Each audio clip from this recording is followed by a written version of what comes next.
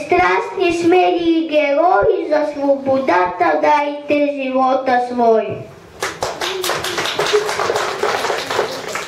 Аз съм българско дете, с обич гледам планините, моята гордост се расте, аз съм внуче на бурчите. За един такъв борец искам днес да ви разкажа, към апостола Левски нас почет да покажа. Пътува гора Бърдецки по сини дунавски вълни, но чеките сега са детски и детска песничка звъни. А зная аз било отдавна, на две очи поставил длан, на този кораб щета славна бил Христо Ботев капитан. Преминал с нея той през Дунав, спрял край своята река. Земята родна да се уне, тъй както майчна ръка. Васил Иванов Кунчев, роден в град Карлово, в тъмното иго, в най-гъстия мрак, българска майка родила юнак.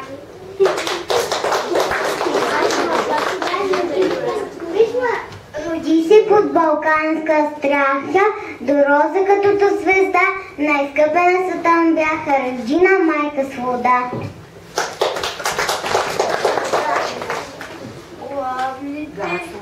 Гаснали главните бавно под комина, нощем, но не спяла карловската гина. Непреспивна песен тази майка пяла, нито в Ровска люка свиден син люляла. Левски бил с коси от злато, бил синеок и смелчаш, пел и скачал сърцато, събирал юнак след юнака. Той покорил умовете и сърцата, готвил за бунти бащи и деца. Вредом бил с трепет очакан, Левски апостолът, смелият дякон. Левски с другари комици, бродил сред нощния час, борил се с турци душмани, дал си живота за нас.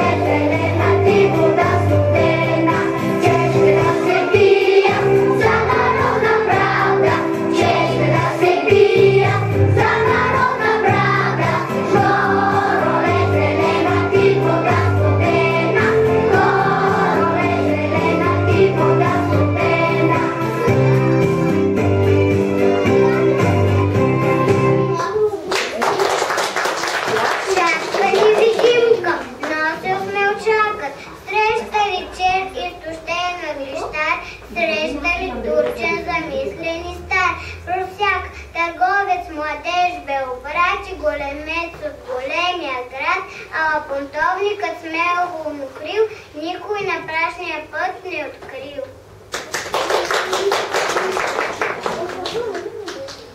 Това момък спечели сърцата, това момък засмян се нов. За чиста и здрава република бе се мечтал в мраката объл. От безсилото в руд февруари то бе нашето време видял. И чавти свободна България за която Левски мечтал.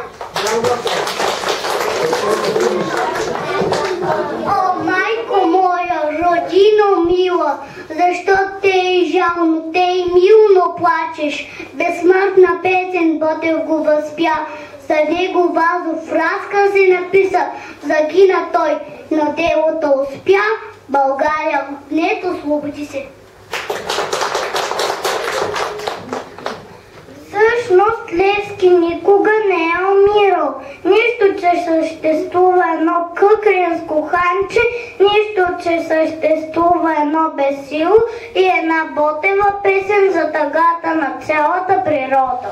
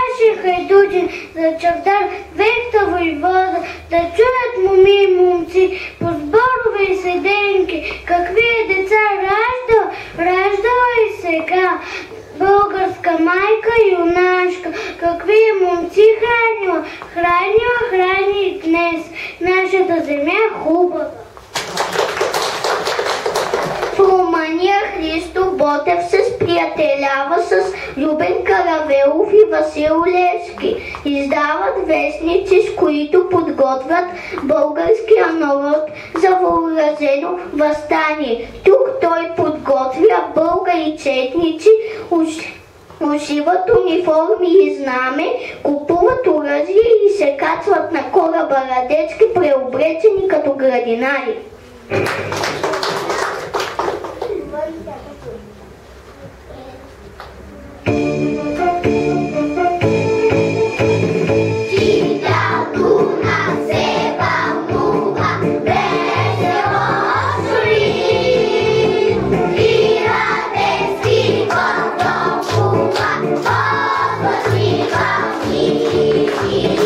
Tira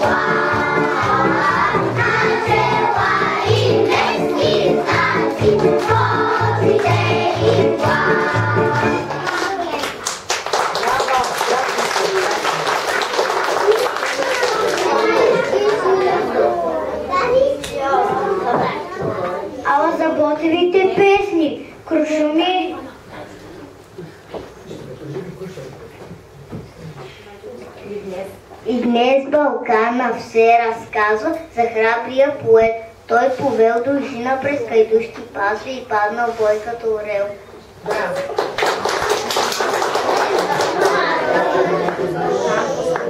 Там по скали и по ляци оставил бели кости той, където с бяг соколи кацат и в бурите надават вой. Ама за Ботевите песни, крушумие нямал врага, все тъй крилати и чудесни, днес душите ни звучат. Как сме горди, че земята, в която битката гърмя, отечеството нас е свято, се казва Ботева земя. И сега ние, дето да ходим, все ще трябва да помним живота, че най-късия път до народа е пътя на Ботев. На 2 юни нека има набрани повече цветя. За свободата ни любима лежат герои под пръста. Сега, деца, дойде време за нашата викторина. Да вдигнат ръка този отбор, който е Радецки. Така, свалече. Другия отбор знаме. Така, ще се състезаваме да видим кой какво е научил повече за двамата велики българи. Ще си имаме и жури. Журито ще бъде госпожа Манова, госпожа Апостолова, нашата музикална, и майката на Йоанна, на нашата Йоанна. Така, внимавайте, за всеки правилен отговор получавате по 3 точки или по 3 бомбони. Кошничките са сложени. Да видим кой ще бъде победител. Започваме с първия въпрос към отбор Радецки. Кое е родното място на Васил Левски и какво знаете за семейството му? Жори? Васил Левски е роден в град Карлово, в бедно семейство. Баща му Иван Кунчев го изчиствал и изработвал гайтани в малката си ръкочилница. Майка му, баба Гинка, е била трудолюбивна жена. Васил и братята и сестрите му с нетърпение слушали приказките и които разказва отца. Оттам малкият Васил се научи да не отстъпва в дни на беда. Пълен отговор при бомбона. Да, кошчикът на Радецки. Към втория отбор знаме първия въпрос. Къде е роден Христо Ботев? Знаете ли какво е семейството му? Марти. Христо Ботев е роден в град Каловен. Баща му е бил учител, майка му, баба Иванка, била забележителна певица. Тя знаела много народни песни, с тях тя отглеждала сина си и с тях тя го приспивала. От песните малкия Христо узнава за подвизите и героизма на българския народ. Христо Ботев отива да учи в Русия. Много пълен отговор. Браво. Така, преминаваме към втори въпрос към отбор. Аз не съм го казала още. Така, направете описание на образа на Васил Левски. Кой? Християни? Левски има се разсветен, тънък и строен. Очи сиви, плочи сини, мустачи черневикави, коса руса, рече бяло, околчество, изпито от непрестанната мисъл и бдение. Но всичко това се развива след една мисъл и веселство. Много знаят децата, пълен отговор отново. Така, втория въпрос към отбор знаме. Кой е този? Християна? Васил Левски. Това е образа на... Това е образа на Христос. Христо Ботев.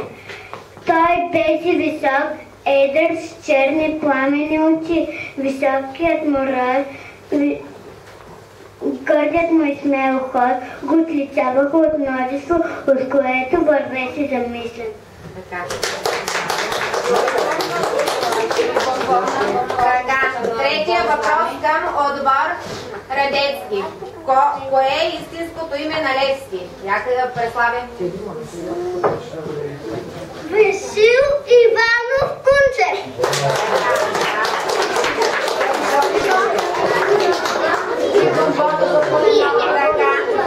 Защо отбор Знаме? Защо е наречен Левски? Кой ще каже? Йоана? Васил Иванов Кунчев е наречен Васил Левски, защото на едната от тренировките Васил Левски се е засилил и прескочил ровът. И другарите на Васил Левски каза: ти скачаш като лев. И оттам дошло името на Васил Левски. Браво! Бомбона е в кошничката на Знаме.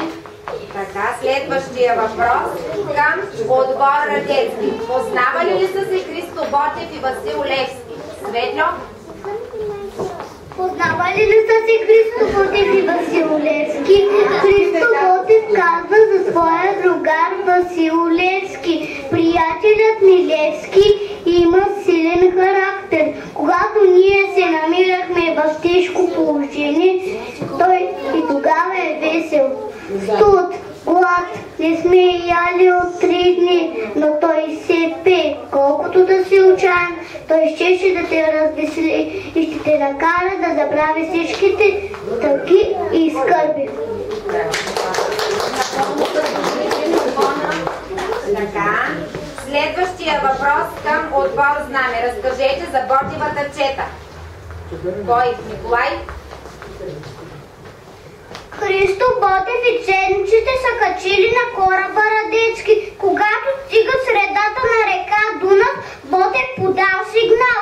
Всички се преоблекли в униформи, извадили пуски и саби и да станали пред капитана. Четата слиза на Козлодуйския бряг и поема пътя за Балкана. Там се сразява с турската войска, навръх вола загива великия поет и борец за свобода и правда. Така. Петия въпрос към отбор Радецки. Знаете ли стихотворение от Ботев и за Ботев? Екатерина? Айде. Чавдар воевода от Христо Ботев. Кой не знае Чавдар воевода, кой не е слушал за него. Водил бе Чавдар дружина, тък му ми 20 години. А страшен беше гайдуци, за чурбаджи и турци, а за клетци трилогия Чавдар воевода.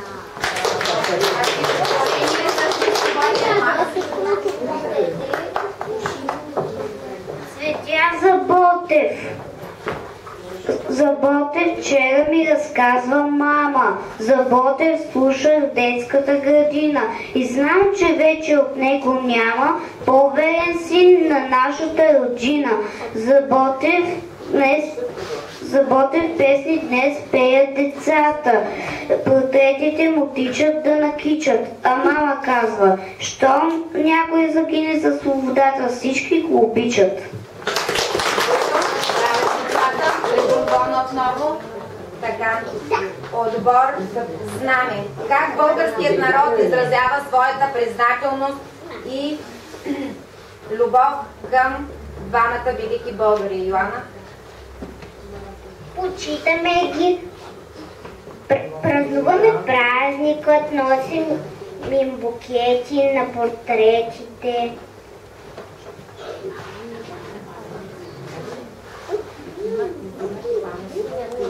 Издигаме им паметници, наричаме улици и градове на тях. Пеем песни и разказваме стихчета и приказки за тях. Три бомбона. Така. Към отбор Радецки. Кои от заветите на Левски знаете? Андрей? Ако спечеля, печели цял народ. Ако загубя, губя само мене си. Аз съм посветил себе си на отечеството, да служа до смърт и да работя по народната воля. Последния волен отговор, и последния въпрос към отбор Знаме. Кои са най-известните мисли на поета Христо Ботев? Този, който пази бой за свободата, той не умира.